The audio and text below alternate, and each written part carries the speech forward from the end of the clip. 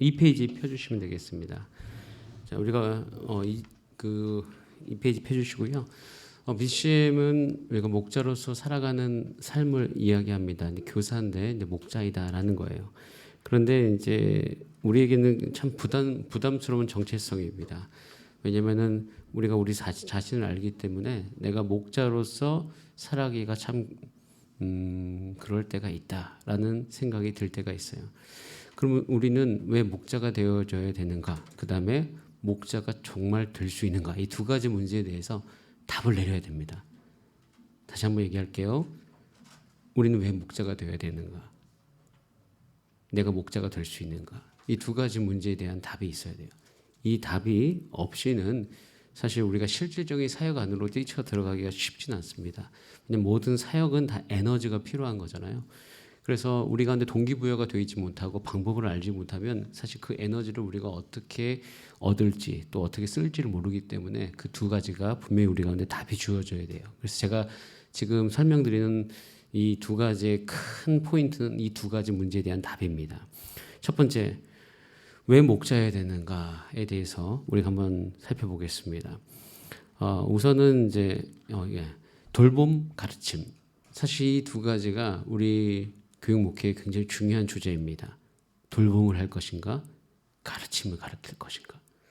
근데 제가 이제 그때는 주일학교죠. 주일학교 배울 때만 해도 선생님이 나를 돌본다 이 개념보다는 선생님께 가서 배운다는 개념이 굉장히 많았습니다. 그래서 저도 처음에 교사 20살 때 했을 때 이 공과 공부를 잘 준비해서 가서 가르친다 이 생각이 있었는데 사실 이제 이 부분들이 점차적으로 좀 희석되어지게 됐어요. 희석되어진다기보다는 세대가 바뀌어가기 시작했죠.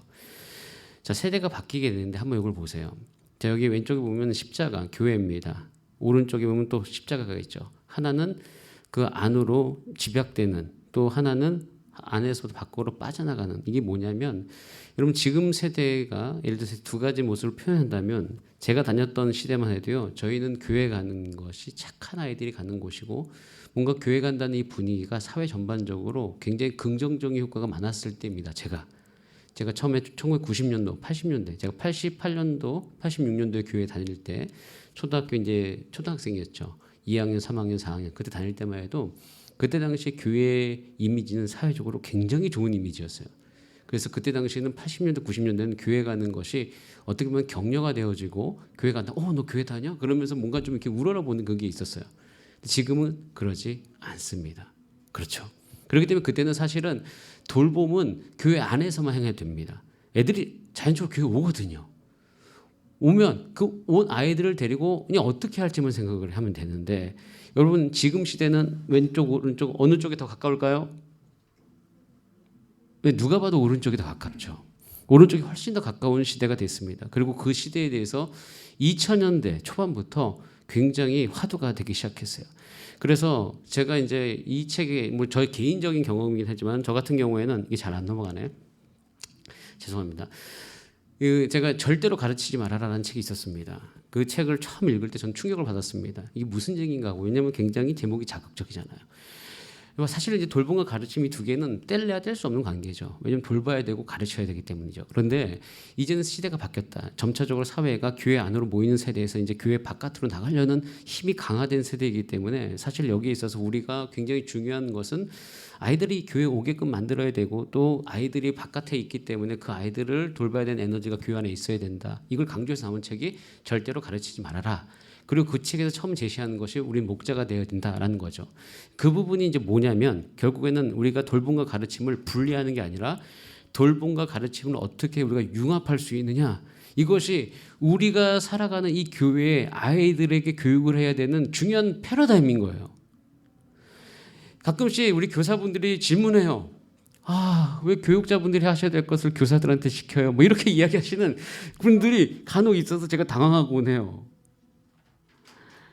여러분, 교회는 교회 목회자 역할 중에 굉장히 중요한 역할로 제가 세우는 게 뭐냐면 여러분, 교회는 하나님의 부르심을 받은 하나님의 몸입니다.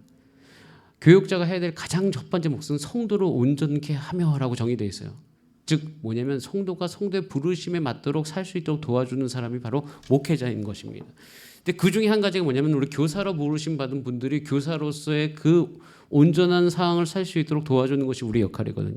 그 역할 중에 가장 여러분들에게 알려주고 싶은 것은 이제는 우리가 정말로 하나님의 은혜로 말미암아 내가 이 자리에 있는데 그 은혜를 동일하게 다음 세대에 전달해주기 위해서는 우리는 한 가지 전쟁에 놓여 있다. 그것은 뭐냐? 우리는 아이들을 가르치기만 하는 세대가 아니라 이제 그들을 어떻게 돼요?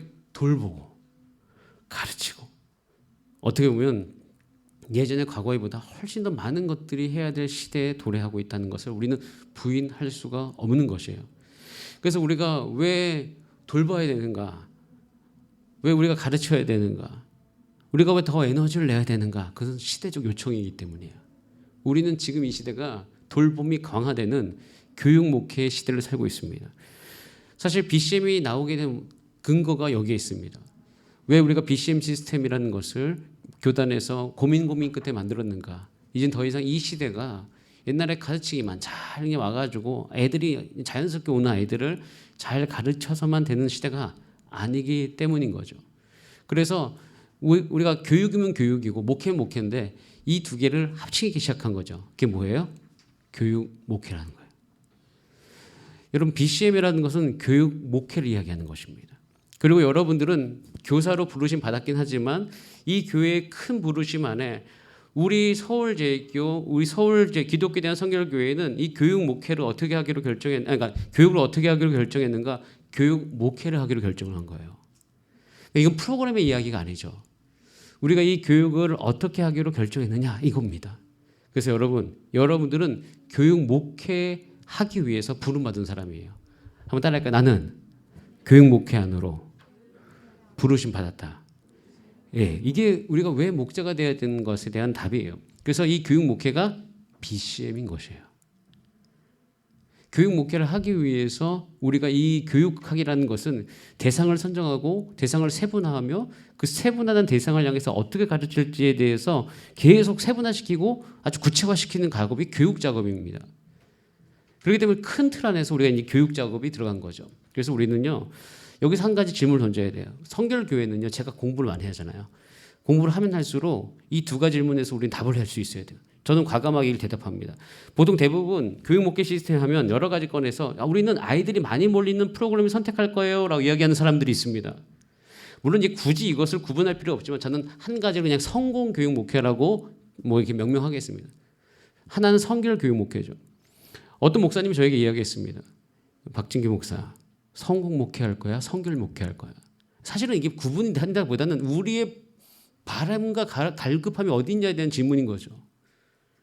본질적으로 우리는 기독교에 대한 성결교회에서 이 땅 안에서 성결한 하나님의 사람을 만들기 위해서 너의 삶을 헌신할 건지 아니면 단순히 인생을 살아가면서 사람들 많이 모이는 프로그램만 쫓아갈 건지 이걸 결정하라는 거거든요. 근데 우리는 어떻게 보면은 한 교회 안에 어떻게 사람들이 많이 모일까 이 고민을 하는 거기에 우리가 포커스가 있는 것이 아니라 어떻게 하면 우리 이 온 사람이 중생의 경험을 하고 성결의 경험을 해가지고 정말 성결한 하나님의 사람이 될 수 있게 만드는가 이 고민하겠다는 거예요. 그래서 우리가 이 BCM은 성결 교육 목회를 위해서 만들어진 시스템인 거예요. 그래서 우리의 목표는 한번 따라할까요? 읽어보겠습니다. 시작. 성결한 하나님의 사람이에요. 우리는 성결한 하나님의 사람을 이 땅 안에서 보고 싶습니다. 하나님의 성령의 기름 부으심 안에 성령의 능력으로 말미암아 성결의 능력을 가지고 살아가는 사람이 보기를 원해요. 그래서 이 목표를 가지고 BCM이 만들어진 겁니다. 자, 그럼 BCM이란 뭘까? BCM, The Body of Christ 모델. 뭐 이렇게 합니다. 그게 하나님 몸된 교회의 몸인데 이게 뭐냐면 성결한 그리스도의 몸이라는 거예요. 근데 이게 구체적으로 이렇게 이야기할 수 있습니다. 한번 따라하겠습니다. 시작. 참된 교회의 모습을 추구하는 모델이에요. 그래서 BCM은 프로그램이 아닙니다. BCM은 프로그램에 포함되어 있는 거죠. 그 안에. 왜요? 참된 교회를 추구하기 위해서. 그렇기 때문에 BCM은 어떻게 프로그램으로 정의를 내릴 수 있는 것이 아니라 BCM은 교회의 모습을 추구하는 모델인 거예요. 그래서 어떻게 하면 이 땅 안에 있는 다음 세대가 이런 교회를 이루고 있을까? 이것에 대해서 추구하면서 만들어진 겁니다. 그래서 BCM은 교회를 추구하는 모델인 건데 뭘 추구하느냐? 이것이에요. 따라하겠습니다. 시작. BCM은 삶의 영역에서 진정한 삶을 추구합니다. BCM이 추구하는 건 뭐냐면 진정한 아는 것. 진정한 아는 것이 뭐냐면 바들리 노잉이라고 해서 우리가 체득한다라고 하는 거죠. 머리로만 아는 것이 아니라 우리의 경험으로서 그것을 확실하게 아는 것을 추구합니다. 왜냐하면 머리로만 아는 것은 우리의 삶을 바꿀 수 없기 때문이라고 우리는 믿기 때문이에요. 그래서 우리 몸으로 체득해야지만 그것이 어떻게 두 번째 추구에 나오는데 같이 따라하겠습니다. 같이 함께 읽겠습니다. 시작. 진정한 알물 통해 삶의 변화를 추구합니다. 그러니까 진정을 아는 걸 추구해요. 왜요? 삶의 변화를 추구하기 때문이에요. 그러니까 삶의 변화가 되어줘야 되는 거예요. 진정을 알아서 삶이 변화되어줘야 돼요.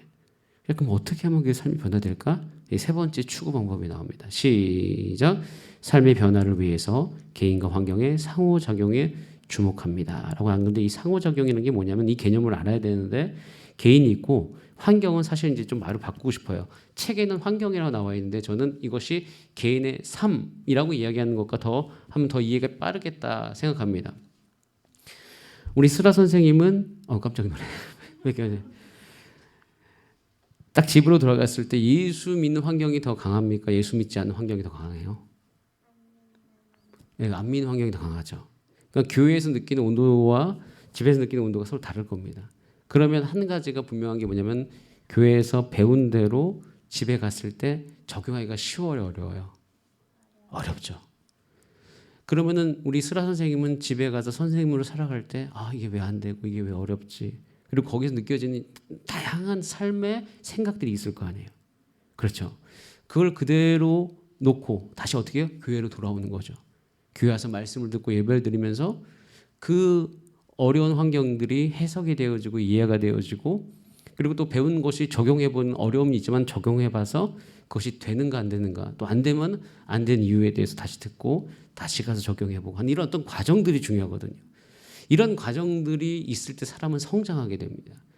그래서 우리 BCM에서 이야기하는 모든 프로그램과 모든 교육 안에는 이런 상호작용적인 우리가 세상에 나가 살아보고 세상에서 안 되는 걸 다시 교회에 와서 배우고 다시 적용해보고 하는 이 모든 과정을 통하여서 되어지는 것들을 여기 안에 정리가 되어져 있는 것이에요. 그래서 이 상호작용에 대한 프로세스가 이렇게 쭉 있습니다. 자세한 건 나중에 배우고 그다음에 여러분들 이제 BCM 여러분들이 배우는 책장, 여러분들이 가르치는 책자는 36개의 주제로 세분화되어집니다. 지금 공동체가 시작됐죠, 맞죠? 4월은 공동체가 시작되어졌습니다. 그래서 이 모든 과정들은 이 36개의 주제의 상호작용, 그러니까 상호작용에서 이걸 뽑아낸 것인데요. 상호작용에 이해한다. 이것만 우선 기억해 주시면 되겠습니다. 그래서 진정한 암과 전인적인 변화를 통해서 성결한 하나님을 세운다라고 구체화시켜 가지고요. 굉장히 견고하게 짜여졌죠. 이걸 가지고 우리가 이제 교육이 진행되어져 가는 겁니다. 자, 그러면 보세요. 우리는 이 상호작용이 있어요. 다양한 상호작용들이 있습니다.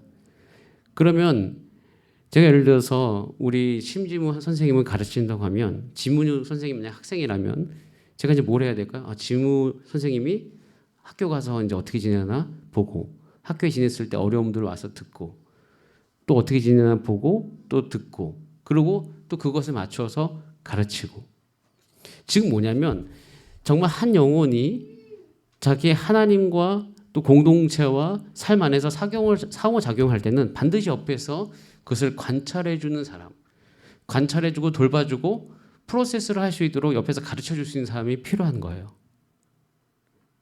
그게 누굴까요? 그게 선생님이라는 거예요.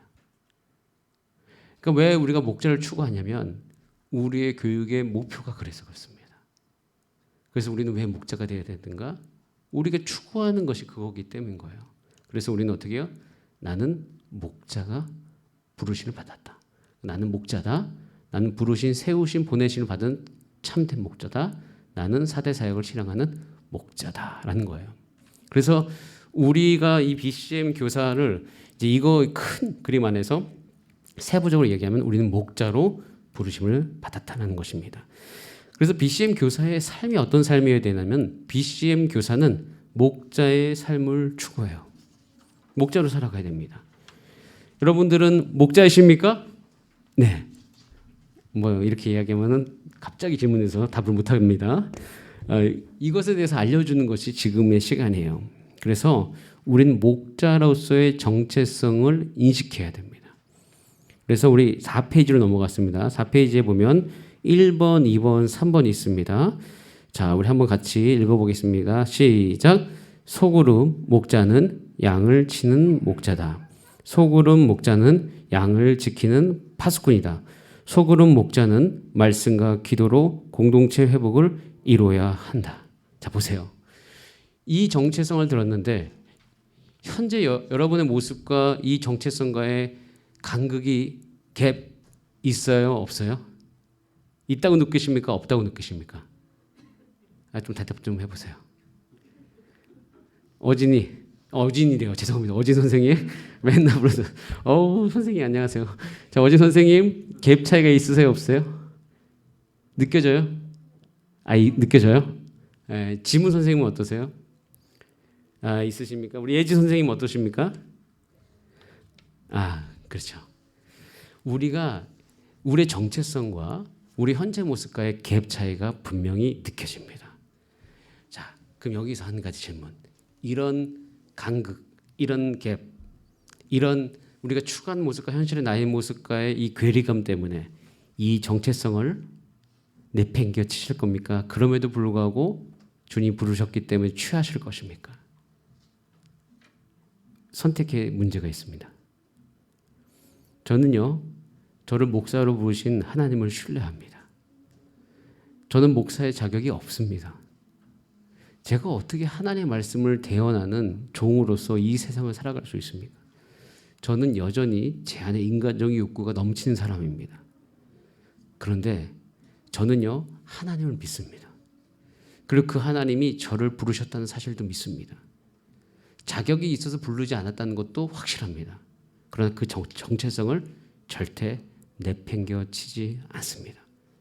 여러분, 제가 이것을 여러분들에게 오늘 꼭 권면해 드립니다. 내팽겨 치지 않을 때 그럼 일어난 복이 뭔지 아세요? 놀라운 것은 하나님의 능력으로 말미암아 그렇게 됩니다. 이게 기적이에요. 여러분들이 목자로 부르심 받았잖아요. 여러분 다 연약한 거, 안 되는 거, 생활이 엉망으로 살아갈 때 있다는 거 가끔 압니다. 그러나 여러분, 놀라운 사실은 포기하지 않고 이 자리에 keep standing이라고 하죠. 파도가 치든 비바람이 불든 그 앞에서 서 있는 사람들이 있어요. 부르심에 굳건하게 있는 거죠. 누가 봐도 자격이 없는데 믿음으로 서 있는 거야. 놀라운 사실은 그렇게 될 수 있는 힘을 공급해 줍니다. 여러분, 여러분의 정체성을 절대 포기하지 마시기를 바랍니다. 그래서 어떻게 해요? 우리는 이 부르심 받은 것을 포기하지 않고 서 있을 때 기적이 일어났는데 저는 이걸 기적이라고 해요. 여러분들이 예배드리고 기도하고 또 살아가는 가운데 한 가지 기적이 있는데 자, 우리 4페이지 2번을 읽어보도록 하겠습니다. 자, 보면은 여기 보면 이렇게 되어 있어요. 책임과 확신으로 부르심 받았어요. 세상에 대한 책임과 사명에 대한 확신이 있고 이번에 목자 되는 1, 2, 3이 있으나 빛의 사도로 어두운 세상을 직시하고 기도하는 가운데 사명을 내 안에 밝히고 동역자와 교제 가운데 사명이 깊어지는 것. 여러분, 제가 조금 이따 기도할 텐데 이 세 가지의 은혜라고 저는 얘기합니다. 이 은혜가 여러분 가운데 있기를 기도하겠습니다. 이 은혜가 누구에게 임하냐면 아까도 얘기했죠. 부르심 받은 것에 대해서 받아들이고 그것을 부르신 하나님을 믿기 때문에 하나님께서 그렇게 살게 해주실 걸 믿는 사람이 내가 어두운 세상으로부터 부르심 받은 빛의 하나님의 자녀인 것을 알게 하시고 그리고 내가 이 사명을 감당하기 위해서 그냥 있으면 안 된다. 기도해야 된다.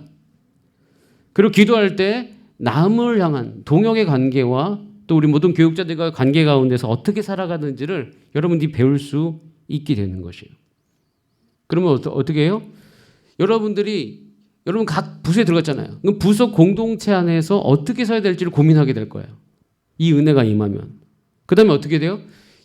그 다음이 오늘 이제 우리가 4대 사역을 배우는 데 있어서 내가 그럼 어떻게 가르쳐야 될까? 난 못 가르쳐. 그럼 난 못 가르치기 때문에 포기해. 이게 아니죠. 부르심에 굳건하게 있기 때문에 내가 못하면 어떻게 돼요? 교육자를 괴롭혀야죠. 가서 가르쳐 달라고. 배우고 싶은 마음이 있어야 되겠죠. 이게 큰 차이예요. 부르심, 나는 안 되는 줄 아는데 부르심 받은 줄 아는 사람은 우리가 나를 가르쳐 줄 수 있는 사람을 찾아다니겠죠. 왜? 하고 싶은데 안 되니까. 근데 부르심이 없는 사람은 내가 못하면 내팽개칩니다. 돈도 주지 않는데 뭐 교회에서는 알바비를 주지 않잖아요. 교사 여러분 한다고 뭐 페이를 줍니까? 아니죠. 오직 하나님에 대한 사랑에 대한 은혜, 감사하는 마음으로 여기 있는 거잖아요. 그런 것처럼 여러분들이 익숙해지게 되는 거예요. 그리고 훈련받고 교사 교육에 적극적으로 올 수 있는 기적이라고 정의하면 기적이 우리 가운데 일어나는 겁니다. 여러분 이런 것들이 여러분 간에 있게 되어지길 원해요. 그러니까 그래서 제가요 여기서 중요한 단어가 있어요. 목자의 삶을 어떻게 한다고 했죠? 어떻게 한다고? 추구합니다. 가장 소망하는 거죠. 교사로 받은 사람들은 내가 잘하나 못하나 이거보다 더 저런 마음속에 제가 지금 간절히 원하는 것은 추구하셔야 됩니다. 이걸 하고 싶으셔야 돼요. 이걸 못하는 거 상관없어요. 맨날 우리가 뭐 교육자를 만날 때 저거 못해 그럼 교육자분들이 괜찮아 얘기하잖아요. 진짜 괜찮은 거예요. 그건 정말 괜찮아요. 못하는 건 정말 괜찮은데 하고자 하는 마음이 없는 것은 어떻게 할 수 없어요. 그래서 저는 능력 있는 사람을 쓰고 싶지 않아요. 주님도 똑같을 거예요. 그거 하고 싶은 사람 쓰고 싶습니다. 왠지 아세요? 능력은 주님께 있기 때문에 능력의 문제는 주님에게 아무런 문제가 되지 않아요. 하나님 나라의 일은 하고 싶은 사람이 하는 겁니다. 저는 하고 싶었어요. 능력은 하나도 없는데 하고 싶었어. 그러니까 이 자리에 있는 겁니다. 그래서 목자의 삶을 추구합니다. 이걸 추구하게 되면요. 자, BCM 교사는 그럼 어떻게 되죠? 4대 사역을 추구하죠. 목자가 되고 싶은 사람은 4대 사역에 대한 태도가 달라. 왜? 4대 사역을 듣자마자 어떻게 그걸 다 해? 이 생각부터 떠오른단 말이에요. 아니요, 그러지 않아요. 하고 싶은 사람은 이 사역에 대한 마음이 다르게 될 수밖에 없습니다. 그리고 뭘 의지해요? 오직 성령을 의지하게 되어지는 거죠. 여러분 이런 어떤 태도로 지금 여러분에게 주어지는 교사 코칭은 결국 궁극적으로 실질적인 사역의 방법론이고 이것을 위해서는 4대 사역을 하는 거예요. 그래서 4대 사역은 예배가 첫 번째로 있고요. 성경 공부가 있고요. 그다음에 주간 목회가 있고 프로그램이 있습니다. 그래서 여기 보면 4페이지에 보면 여기 있어요. 예배 사역이 있고 성경 공부가 있고 그다음에 프로그램이 있고 주간 목회가 있습니다. 자, 이 모든 것들을 이제 하나씩 구체적으로 여러분 배우는 시간이 될 것입니다.